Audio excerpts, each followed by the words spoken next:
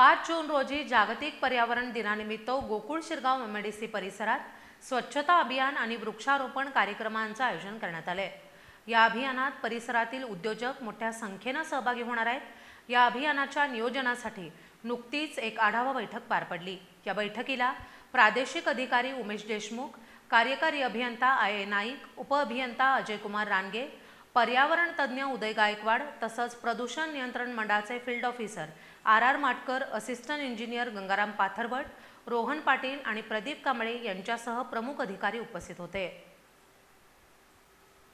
जागतिक पर्यावरण दिनानिमित्त गोकुळ शिरगाव एमआयडीसी परिसरात स्वच्छता अभियान आणि वृक्षारोपण कार्यक्रमांचे आयोजन करण्यात आले।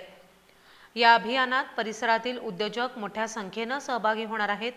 या अभियानाच्या नियोजनासाठी नुकतीच एक आढावा बैठक पार पडली।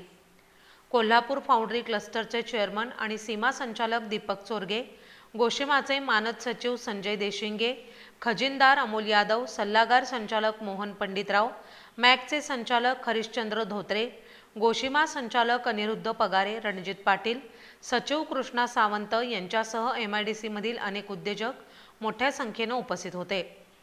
कार्यकारी अभियंता आय नाईक आणि उपअभियंता अजय कुमार रानगे यांनी याप्रसंगी सर्व उद्योजकांना आवाहन केलं की 5 जून रोजी सकाळी 8 ते 11 या वेळेत संपूर्ण एमआयडीसी परिसर स्वच्छता अभियान राबवण्यात येणार आहे।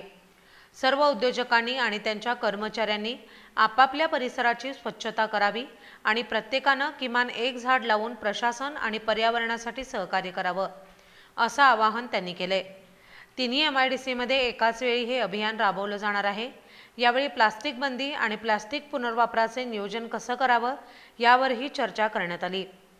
आय नाईक यांनी एमआयडीसी परिसरातील जास्तीत जास्त झाडे लावून महाराष्ट्रातील ग्रीन एमआयडीसी घडवण्यासाठी प्रत्येकाने पुढाकार घ्यावा असं आवाहन केले।